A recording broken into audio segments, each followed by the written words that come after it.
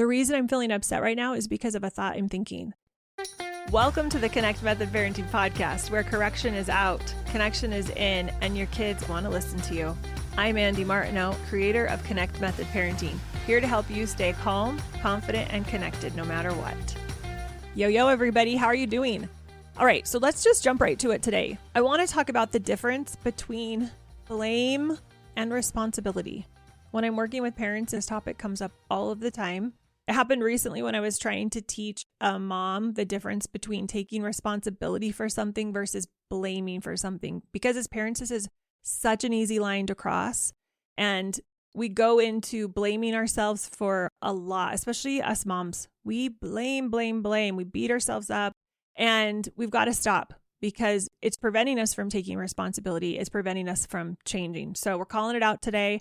And if you find yourself in the blame camp sometimes, know that you're in good company. I land there sometimes. I used to basically live there. I lived there. That's why I know so much about it. So we're all going to vacillate between blame and owning and taking responsibility for things. It's not a problem, but I want to bring it up so that we become more aware when we're slipping into one or the other, and we can get out of blaming and into owning and taking responsibility faster. So there's two ways we typically use blame. First, we blame ourselves, or we blame other people. And I would also include situations and put the reason why this is happening on ourselves, other people, or situations. So I guess three ways. So it gets tricky, right? How is taking responsibility then different from not blaming ourselves? And it's huge. There is a huge difference. And in fact, they're on completely opposite sides of the spectrum, both emotionally and from a productivity standpoint. One is completely unproductive. One is totally productive. And one feels terrible. One feels great. So very different.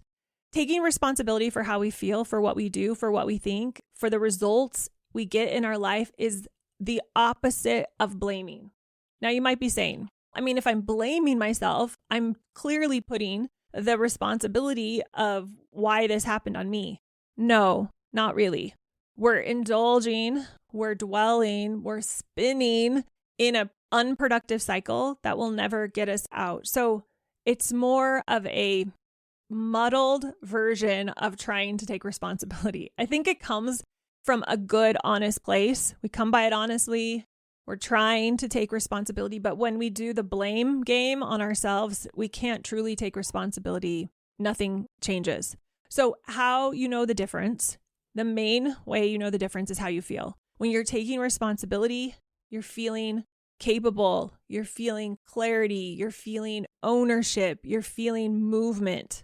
But if you're blaming, you're feeling frustrated, you're feeling overwhelmed, you're feeling confused. So think about how you feel when you're taking quote unquote responsibility or you're trying to own your stuff. Are you doing it in a way of ownership or are you doing it in a way of blame, beat yourself up? I want to first talk about how this affects the relationships we have with other people, specifically our children, but also beyond that. So first and foremost, I want to remind you that emotions are created by both our subconscious and our conscious beliefs. So you could say that we self-generate, even if we're not conscious of our emotions, we self-generate our emotions. Otherwise, every human would have the same set of emotions around the same situation. This is easier to remember when we're looking at our kids and we see them throwing this big tantrum or having a massive attitude about, for example, doing their chores. And we can look at them and say, oh my goodness, his chores are going to take him 10 minutes max. He doesn't need to be making such a big deal about this. And it makes total sense that he would need to contribute to the family. So from our point of view, we can see that his thought error is either something like he shouldn't have to do chores, or chores are so hard, or my chores are so overwhelming. And that thought error, whatever it is, whatever combination of that it is creating his emotional distress. And if he just would change his thoughts to something like, it's fair that I have to do chores and contribute to the house, it makes total sense, and it's not that big of a deal, I could probably get this done in 10 minutes, that he'd be feeling much better and he'd be able to get his chores done. So yeah, it's so much easier to remember that our emotions are created by our beliefs when we're looking at someone else. But when we're feeling terrible, when we're upset, when we're hurt, that's really difficult sometimes for us to remember that all of these feelings that we're feeling are self-generated. It's super easy to believe our feelings are caused by other people, which is never the case, no matter how real that feels to you. Other people can't force us to have a specific emotional experience. So when we blame someone else for our emotions, we aren't taking responsibility for our emotions. If you want to get really clear on it, when you say, that person made me angry, or that person hurt my feelings, or that person or situation made me have a bad day today, they frustrated me. How many of us say this? All the time we say this. We do. We blame other people or situations for how we feel. But what we're basically doing is we're saying, no, that emotion, it wasn't self-generated. That emotion, I had no control over it. It was caused by this other person. So we're giving that person or that situation credit, ownership, total responsibility for our emotional life. We're delegating to them as if they're responsible for how we feel. Now, if you're in league, you might be wondering how this squares up with the primal emotions that our children have that drive them to togetherness, that drive them towards safety and security. So let me answer that. Yeah, it's true that both our kids and us have these primal emotions that are coming from a subconscious, eternal drive that motivate us towards reconnecting with the most important people in our life. They aren't conscious of it. And there is this default belief system that's embedded into our nervous system that moves us towards preserving proximity, that gets us alarmed when it looks like there's a threat to togetherness. So it moves us to caution, that creates frustration in us, that motivates us to fix situations that aren't working for us or for our kids. So yes, they have these instinctual emotions. And because our children lack the capacity, they have less ability to have the awareness around emotions than adults do. Those emotions often just take over their nervous system and drive them, which is actually really great for them biologically because they needed to have secure relationships with adults in their life for survival. They need that today. They needed that 1,000 years ago. So it's important that our children have this and that they don't have the ability to override it. But they are still coming from an internal belief system. And as we become older, we have the capacity, we have more awareness, we have the ability to adapt and integrate our emotional world and with our internal belief system in a more conscious, intentional way. So we're able to adapt and navigate these big emotions from a more conscious place. So we still are the source of our emotions, whether we're conscious or not conscious of it. And as we get older, we become more conscious of it. So if you feel like there are emotions that take over your body, I used to say, I just had no control. My body just took over. And sometimes it feels like that. You feel like you have no control. I hear you. I understand what you're talking about. I've been there. I've felt that. And here's the good news. Even though that might be the case sometimes, we can do something about that. It might take time and lots of patience. It might require so much repetition and practice to create more safety and awareness and capacity to ultimately create a new neural pathway that can interrupt some of those old default programs that get us to do stuff that doesn't serve us as we become an adult. And ultimately, you have this ability to change or modify your perception so that they serve you better. And we can learn to feel our emotions so that they don't drive us to do things we don't want to do. So it all goes back still to this truth that nobody is generating our emotions for us. So even if we're not conscious of it, it's something that is coming from inside of us. And it's something that ultimately we can change. There is something that we can do. But when we're blaming someone, we're holding them accountable. We're giving them credit for how we're feeling and how we're experiencing the world and the problem we're having. And when we do that, we completely disempower ourselves. We completely lose our ability to respond. We lose our response ability. When we blame other people, we give it all to that other person. And then they're the cause of how you feel icky. So they have to be the cause of how you feel better. Now it's all in their hands. So then they have to take some action or do something. They have to change for us to feel differently. Very disempowering. Now, most of us, when we think someone's hurt our feelings, we don't want to have to rely on them to feel better. And yet, most of us do just that. We delegate our emotional life to them and we want them to change. So when we say, no matter what someone else does, we take responsibility for how we feel about it, then we're empowered to feel better. We are able to feel different. We can then respond in the way we want to respond without feeling out of control, without being reactive or activated, regardless of what we want. Now, some people will say to me, well, in that moment, it sure does feel like I have no ability. Like I can't do anything about it. And I get that. There are times when I snap at people or I get frustrated or I can feel my body reacting to what someone's saying. And I want to blame them for how I'm feeling. I want to say, you're bugging me, you're frustrating me, you're driving me crazy. But that's not true. It really seems true though, doesn't it? It really seems so true. And I love the fact that it's not. No one can drive me crazy. We're getting ready to go on a big family trip. We leave in 3 days. The house is a wreck, you guys. Like, laundry is being done in the most haphazard way. There's clothes all over the place, on my bed, on the floor, in the front room. Random packages are arriving from Amazon because people are ordering those last few items that they forgot about. And so we have boxes everywhere, all over my kitchen table, on the couches, piled up by the garbage can. I don't even know what all these things are. There's dishes in the sink because everyone's been so distracted getting their stuff ready that they haven't been doing their dishes. The kids have been hanging out with their friends before they go to say goodbye to everybody before we leave for a little bit. It's been raining, so there's mud and dirt on the floor. Last night, our dog got sprayed by a skunk just before we went to bed. The trash, like I said, hasn't been taken out. The bathroom, I went in there and I couldn't hardly even, I just had to close my eyes because there was stuff everywhere. The girls like to do these photo shoots, and yesterday, because we're leaving for a little bit, they decided to do some photo shoots with their friends, but they were in such a hurry, it all got left out and it wasn't put away when I was wrapping up my day. Then people have been stopping by, random people have been stopping by, and I just want to cringe and tell them, no, you can't come in. Our house looks so terrible. And I haven't been doing anything to solve the problem of the messy house because I'm trying to get all of my stuff done and caught up and even front load some extra things before we leave, both with myself and with paying bills. And there's all these things that I need to do that have put the house on the back burner. But my brain has been wanting to make me crazy and blame everybody for the state of the house. I think nobody's house should look like this. My kids, they know better. Why are they not doing better?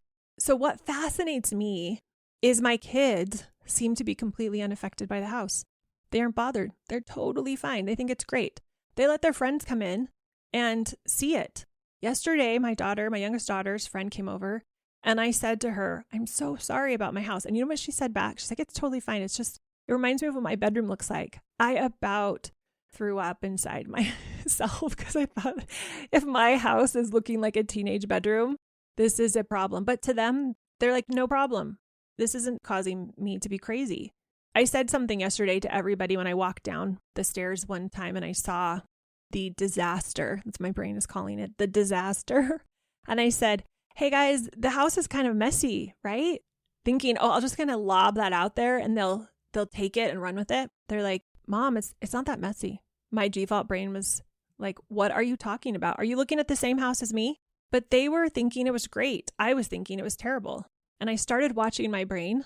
I have a tendency when the house is dirty. This is a weakness. This is a deep neural groove where when I'm having a lot going on in my life or I'm a little stressed, my brain wants to just run rampant down this crazy house needs to be perfect mode. And I'm going to try to get everybody else on board. I could sense it wanted to go there, was starting to go there, was trying to watch it.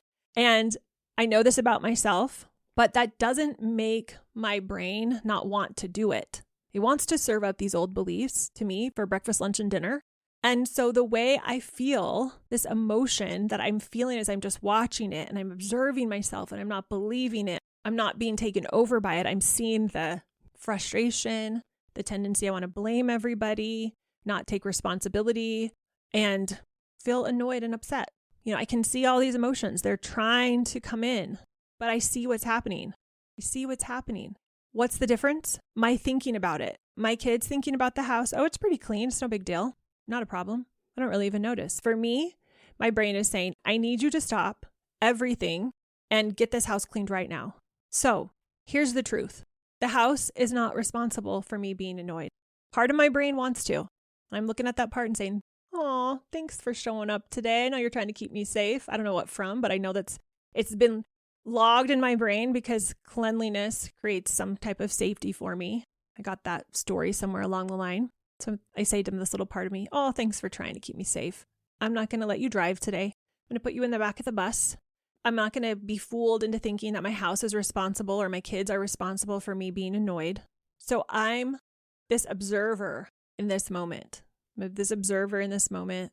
I'm trying to take responsibility for my own annoyance.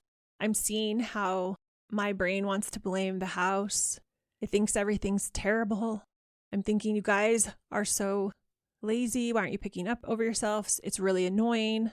I've made it all about the house and my kids' messy habits and use that to justify my annoyance, which if I let it run wild would leave me blind.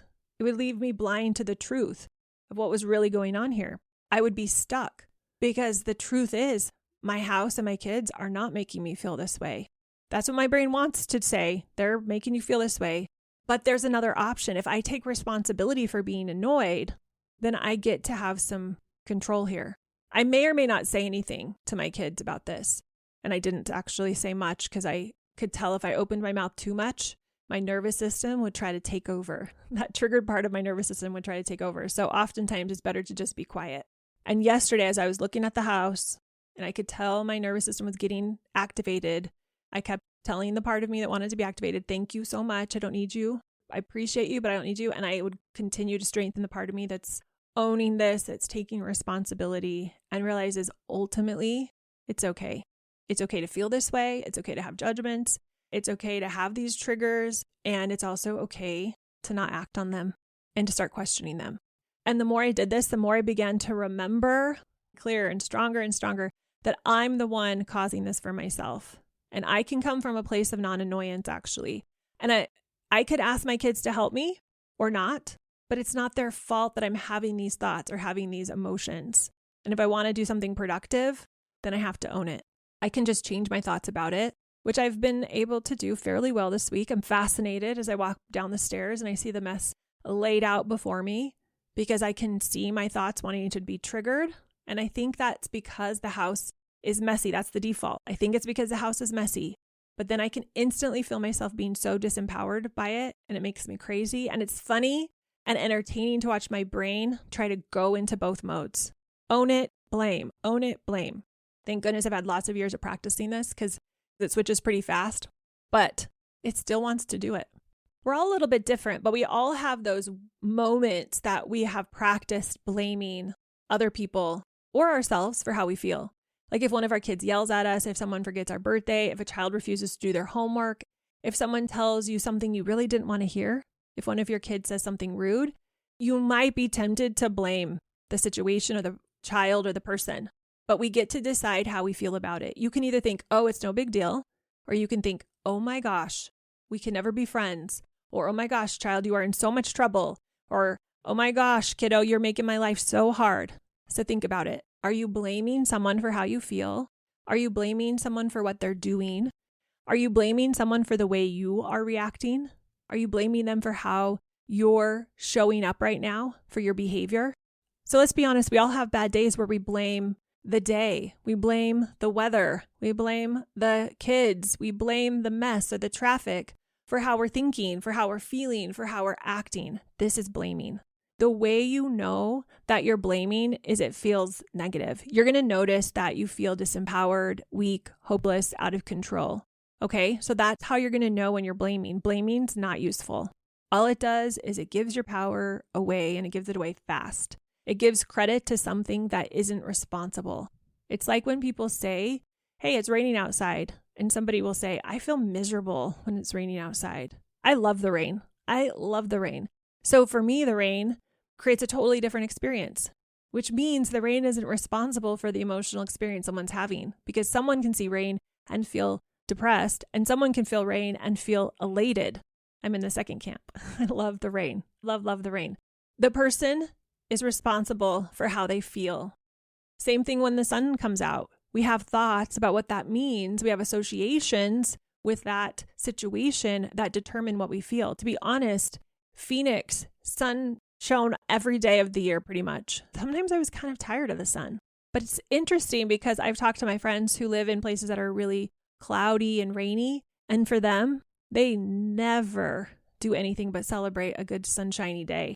So we have different experiences based on our perceptions, which means these things outside of us, these people, these situations, they cannot be the thing that are creating our emotions. Otherwise, we would all have the same emotional experience. Now, let's talk a little bit more about blame versus responsibility when it comes to ourselves. So what's the difference between blaming ourselves for yelling at our kids, blaming ourselves for getting frustrated that the chores aren't done, blaming ourselves for getting into a fight with our teenager, versus taking responsibility for it? When we're beating ourselves up or blaming ourselves, we're saying, hey, it's your fault. How could you do this? We're shaming ourselves. Why didn't you get this right? You know better. It's always negative. Blame is always painful. When someone blames you for something, you can associate that, right? You can remember an experience where someone blamed you for how they felt, for something you did that created something for them, but they blamed you for it. It feels negative. Now, when you take responsibility for something, notice immediately how empowered you feel. It's so empowering to feel that responsibility, to that ownership around something, even if we're owning something that we wish hadn't happened, that we wish we hadn't done. I'm going to own the way I showed up last night. I'm going to take responsibility for the way I lost my temper at dinner. I'm going to fully step into the truth that I was the reason that I yelled last night. It was me. I take responsibility for that. But I'm not saying what a terrible person I am. How can you ever act that way? You're so ridiculous. How dare you? What's wrong with you? You're so out of control. I'm not doing that. That's blame. So let's compare it again. When I show up like that, and I start blaming myself, I feel very disempowered. But if I say it like this, hey, I disagree with how I showed up at bedtime last night. I had great intentions, but I wasn't able to live up to them last night. I want to understand what happened so I can do better next time. I feel upset because I don't like the way I showed up during bedtime. I don't like what I was thinking or feeling. Part of me feels really sad that I showed up that way. Part of me is really upset that they wouldn't go to bed. I was tired. That's interesting. That's interesting that I'm thinking that. I wonder what I could do differently next time. The reason I'm feeling upset right now is because of a thought I'm thinking. Now, this is the ultimate in responsibility. I'm taking responsibility for how I see. I'm describing myself. I'm understanding why I'm feeling this way. I'm owning the thoughts in my brain. Now, that gives me so much empowerment to want to change, but also to be able to change. So this is the ultimate in responsibility. I'm taking responsibility for how I feel, especially when I'm not liking how I felt or what I did or how I thought. I'm describing to myself why I was feeling that way. I'm owning the thoughts I have in my brain, and it's giving me so much empowerment. It's setting me up to be able to change. I'm not triggering my already triggered nervous system. We're already activated. We're in that fight flight mode. And when I start beating myself up, I'm basically re-triggering myself. I'm defending myself against myself. I'm going into fight or flight mode against myself. It's really hard to change from that activated, defended place. The truth is, I'm just one thought or belief away if I own it. And I can access that, and my nervous system can understand that nothing's gone wrong and feel safe so that we can work through it. But if I beat myself up, if I blame myself, if I make myself wrong, a million thoughts away from being able to actually change, to do something better, because I'm triggering myself against my triggered nervous system. So I'm piling up the layers of emotions and thoughts and the negativity that I have to work through before I can actually get to the root of what's going on and understand it and do something productive. It's very unproductive to blame. So if you're working on a relationship with someone and you want your relationship to be better, you can either blame them for how you're feeling, why it's not good. You can blame yourself for what's going on, why the relationship isn't better.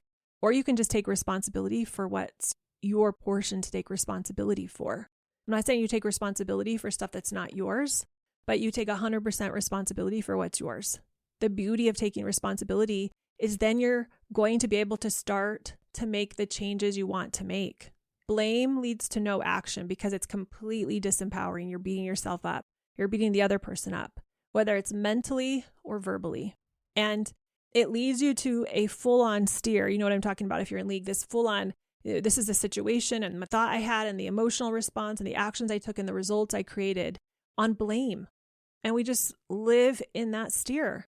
And if you write that out, and I encourage you to, for clarity and for understanding on how to move forward, look at what that steer looks like when you're in a blame cycle and how disempowering it is and how it doesn't lead you to wanting to take any productive action.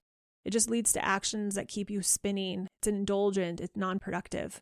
Now compare that to when you take responsibility and you're owning something.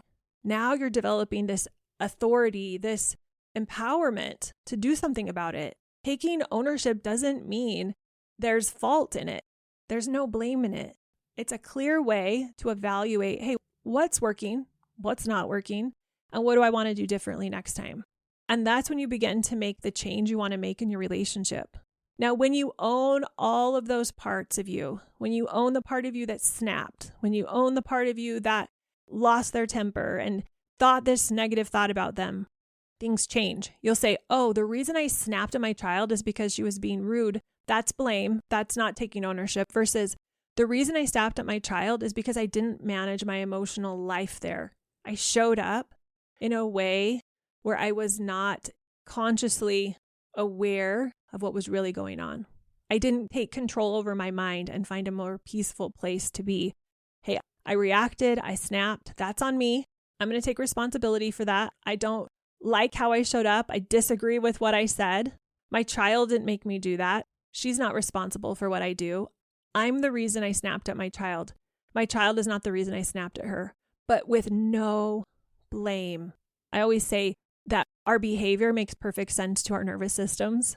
There's a reason we couldn't tap into our full capacity for patience or compassion or love or whatever it is. There's a reason why we couldn't tap into that, and it makes sense to our nervous system. So can we understand that? I'm taking full responsibility. That's on me. I own it, but I'm not beating myself up for it, because if I could have done better, if I could have been more patient, if I could go back in time and do that scenario again, and I had the capacity to tap into more love and more patience, would I tap into that? Absolutely. I've never had a parent tell me no, because the truth is, if we were capable of showing up more loving, we always would. We still might need to set a firm limit. We still might not be okay with what's going on, but I would have handled it in a way that I wasn't snapping or frustrated or upset. So I may not be able to change what the child did, but I can definitely change the way I reacted to them, the way I snapped at her. And I can change my false belief, my thought error that it was her fault. Now, if I blame her, the only way I can stop snapping is if she changes. But the truth is, I can stop snapping even without her changing. I can stop being short and getting frustrated. I have the ability. I have the response ability. I love that. I have the response ability to do that. I have the ability to respond the way I want to when I take responsibility for how I'm thinking about something, for how I'm feeling about something, or for how I'm acting towards my child, or towards my friend, or towards myself. And here's the thing, you get to decide in every situation how you feel. And it's so powerful, because if we are upset about something, we can own it. Now, maybe not in that moment. Sometimes I say that and someone will say, hey, but it didn't feel like I had the choice in that moment. And sometimes we don't have the capacity to make the choice in the moment because we haven't done the work to prepare ourselves, to prepare our brains, to create a new neural pathway to show up that way. But the amazing thing is, if we do that work, we will have the capacity to start having the ability, the agency, the freedom to decide in every moment how we want to show up. Now, we're not going to be perfect. We're humans. But to know that that's our potential and to try to maximize our potential, that gets me excited. And it doesn't mean that you have to change how you're going to feel. You might still decide that you want to be upset about something. That's valid. But wanting to be upset and taking responsibility for feeling upset is very different than blaming someone else for being upset. So if my husband comes in here and says, how are you feeling? And I say, I'm upset. And he says, well, why are you upset? Well, because of this. And it's making me anxious and I'm frustrated. When I show up like that, I'm totally disempowered. And I'm not saying that this might not have happened yesterday as I was trying to sort out my brain with the house. Yes, we're talking about the house again. I mean, I'm not saying that at all. I'm not saying that allegedly there was a situation where I found myself vacillating between being frustrated and blaming the kids in the house for how I was feeling versus owning it. And I may have told my husband about the situation. And I may have said, doesn't the state of the house make you really anxious too? And he was like, no, it's not a big deal. And I wanted to say to him, listen to me, Scott. This is going to make you upset. We are going to be upset about this together. This is an upsetting situation. It really showed me that he wasn't upset at all. He really didn't think it was a big deal. He was enjoying his day. He wasn't frustrated about the house. He was thinking it's going to get resolved. We're just in the middle of a big packing storm. He wasn't willing to even entertain the idea that he should be upset about it at all. He was not even needing to let it go. There was nothing even to let it go for him. It was really amazing and fascinating. Now, I'm not saying that I was able to immediately switch off the low-grade agitation I had about the house. It took me a little bit. I was stressed about a whole bunch of stuff. And what I found is when we have a collection of things, they might not even be related. And I don't think mine were related necessarily. I was thinking about 500 things that I needed to get done before we leave on this trip. And so I had all of this pressure and it was weakening my capacity because I think sometimes we come up against situations that we're not as practiced at. So this is unique. This isn't something we do every day. So I'm not as practiced at it. And because of that, I was wrestling with my brain, really wanting to be indulgent in this upset, frustrating part of me and really wanting to feel disempowered and blame my kids for how I was feeling. I was noticing it and thinking, what is happening to my brain? And I really wanted to fix it because I don't like being in that place. Sometimes we just got to observe it. I tried to rope my husband in because, it's always fun to be miserable with someone else. He didn't play with me. So thank goodness. And so my brain sat there thinking, part of me feels frustrated and part of me totally gets it. This is called the mixed emotions, the on the other hand emotions. And the cool thing, I'm really glad that this happened, is I wasn't able to convince my kids to want to clean the house. Like I said before, they didn't actually see that it was that dirty. They didn't think it was a debilitating mess. They didn't think it was embarrassing. I tried to say, hey, isn't this house pretty terrible? And they were like, nah, it's not that bad. Now I realize as I'm evaluating this that it was a bad idea. And I realized that I didn't want to change how I felt about the house. I wanted my kids to change how they felt about the house because then that would make me feel better about the house. And I sat there noticing myself for a little bit. I decided to just agree to disagree with my kids. My higher self came in, thank goodness, got some more clarity, and it felt really great because I saw how I was thinking about the house was the problem. I thought that if the house got cleaned, then I would feel better, which would not be true. It would just be my thoughts about the house would be better. And how if my kids would just clean up the house, all my problems would be solved, which wasn't the case. There were a lot of reasons why I was feeling a lot of emotions yesterday. I didn't have time to clean it. I didn't want to clean it. I wanted them to clean it. At the end of the day, it's so fascinating because I could have handled it even better. I feel like I did an okay job. It was just the perfect scenario leading up to recording this podcast of the wrestle our brains have sometimes, even when we've practiced. It's still there and it's not a problem. Totally fine. It's good to be human. Choose human over perfection any day. I love the messiness. I love our brains. I love seeing when it tries to trick me into being disempowered. And what was funny is that the whole reason I was frustrated is because I wanted the kids to manage my emotional state for me. I was struggling with my emotional state yesterday. There was a lot going on. And I thought, if the kids could just manage this for me, things would be better. And you know what is the craziest thing is this morning I woke up really early to get this podcast episode done and someone had picked up the entire house. It happened after I went to bed. I didn't ask anybody to do it. I'd made peace with the whole mess, gone to bed. I wasn't worried about it, wasn't stewing about it, wasn't feeling frustrated about it. And as soon as I dropped my controlling, negative, blaming way of feeling and thinking about it, someone decided to clean it up. Magic.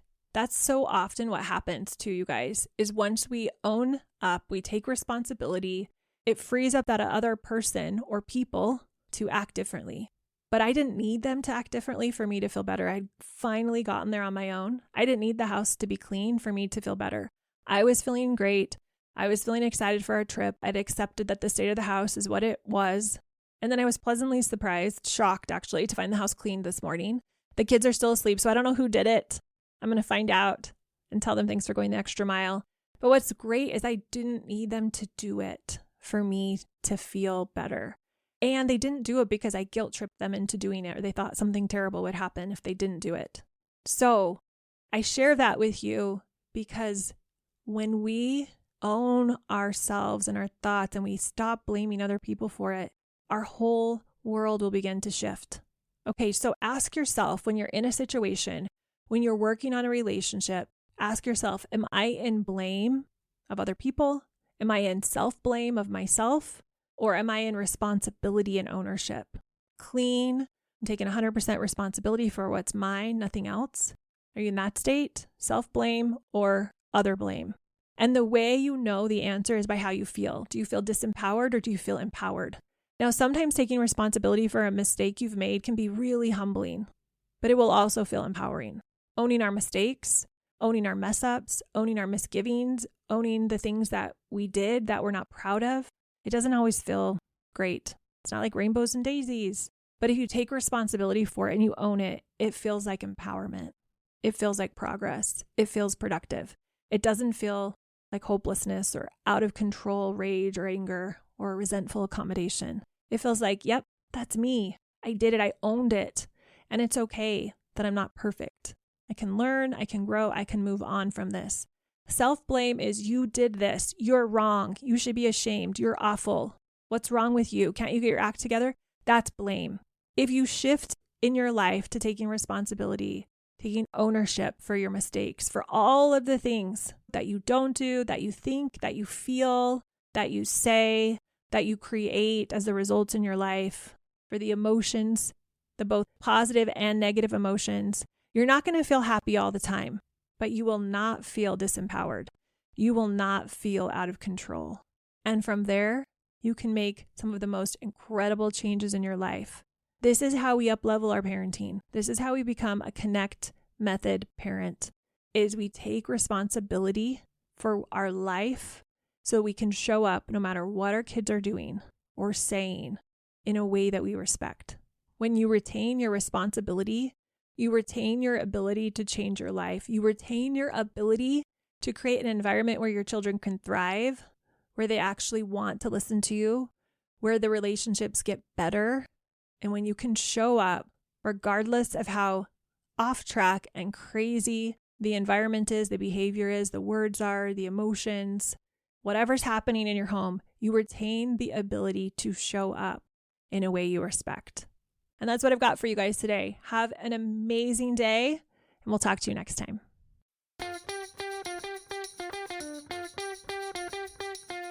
Thanks so much for listening, you all.